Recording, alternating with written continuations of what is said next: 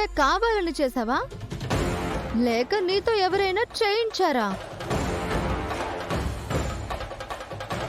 చెప్తావా చెంప పగలగొట్టమంటావా?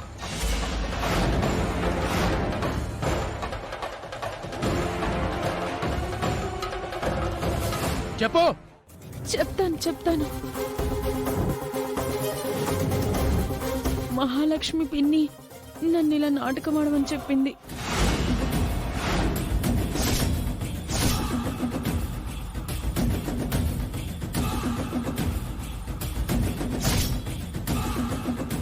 విన్నారు కదా, ప్రీతి ఇక్కడికొచ్చి ఆడిన నాటకానికి కథ, స్క్రీన్ ప్లే, మాటలు, డైరెక్షన్ అంతా మహాలక్ష్మి అత్తయ్యే చేసింది.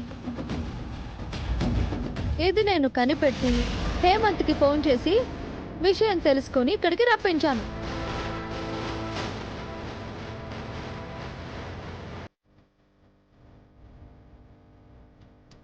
ఎలాగైనా అత్తమ్మను ఈ ఇంటి నుంచి పంపించేయడానికి మహాలక్ష్మి అత్తయ్య వేసిన ఎత్తిది.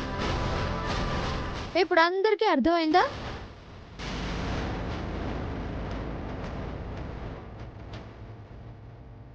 ఏంటి పిన్ని, నువ్వు బింత నాటకం ఆడావా? ప్రీతిని రప్పించి ఆవిడ్ని పంపించేయాలనుకున్నావా? ప్రతిసారి ఎందుకిలా చేస్తున్నావు మహా? మొన్న రాత్రి ఒక ఆడదొంగ రావడం కూడా నీ పనేనా? అది కూడా అత్తయ్య పనేమోనని నాకు అనుమానంగా ఉంది మావయ్య. అనవసరంగా కొత్తల్లుడు ముందు మన పరువు తీసావు కదా మహా. ఏమైంది నీకు? ఈ మధ్య మహా మనసు అదుపులే లేకుండా అటు ఇటు ప్రవర్తిస్తుంది. వదిలేయండి బావగారు.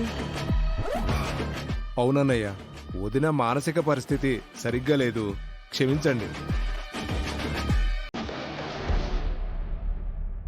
అంటే మహాలక్ష్మి అత్తయ్యకు పిచ్చి అని ఇంకో రకంగా చెప్తున్నారా? నాకు పిచ్చి అంటే నన్నే పిచ్చిది అంటావా? అనుకోవడం కాదు, మీ చేష్టలు, ప్రవర్తన ఆల్మోస్ట్ అలాగే ఉంది పిన్ని.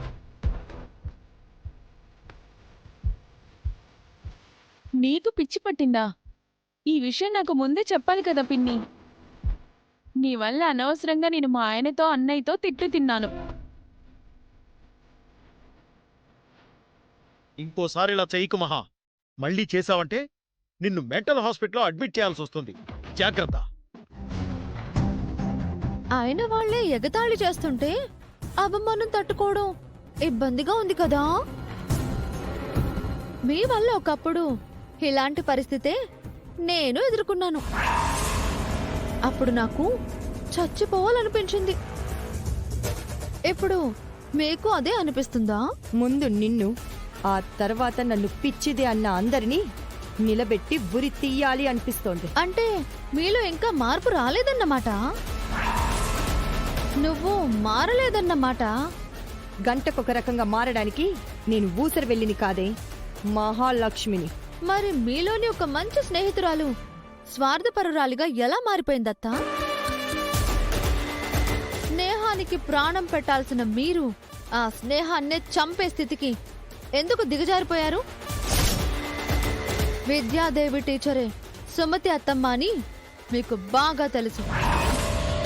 ఆవిడ స్థానం కొట్టేసిన మీకు అది జారిపోతుంది అని భయం. అందుకే ఒకసారి ఆడ దొంగను, ఇప్పుడు ప్రీతిని తీసుకొచ్చి అత్తమ్మను పంపించాలి అని నాటకమాడారు. కొట్టేసిన స్థానం తిరిగి ఇవ్వడానికే మీకు ఇంత బాధగా ఉంటే, మరి తన స్థానంలో ఉండి మీరు చేస్తున్న అరాచకాలు చూస్తూ భరిస్తున్న సుమతి అత్తమ్మకు ఇంకెంత కోపం ఉండాలి? మంచి వాళ్ల కోపాన్ని మీలాంటి వాళ్ళు తట్టుకోలేరత్తా. అతి త్వరలోనే మీరు కలలో కూడా ఊహించని, కన్నీళ్లు పెట్టుకుని భరించలేని అతి పెద్ద షాక్ ఇస్తాను. రెడీగా ఉండండి.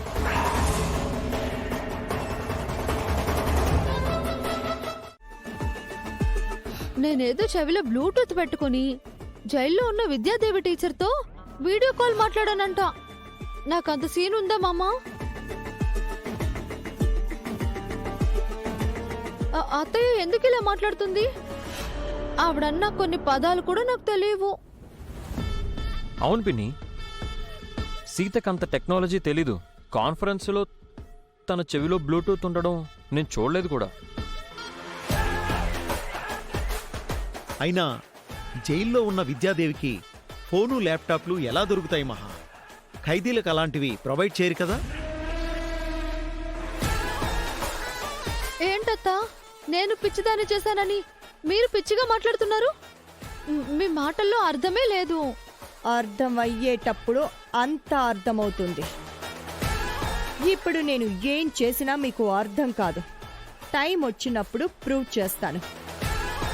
ఇక నుంచి ఆఫీస్ విషయాల్లో సీత జోక్యం వద్దు. నేను చూసుకుంటాను. అలా అంటారా? అయితే నా చీరల వ్యాపారం నేను చూసుకుంటాను. మీ ఆఫీసు మీరే చూసుకోండి. సరే సీత, మేము ఆఫీస్కి వెళ్తున్నాం. పదండి డాడ్. ఒక్క నిమిషం అత్తా.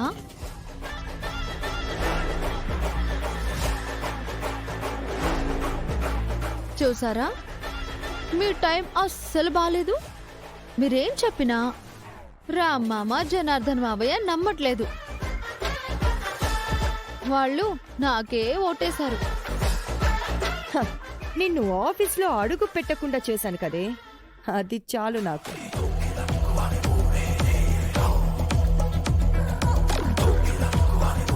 ఏదో ఒక రోజు మీ గురు శిష్యురాళ్ళ బండారం బయట పెడతాను.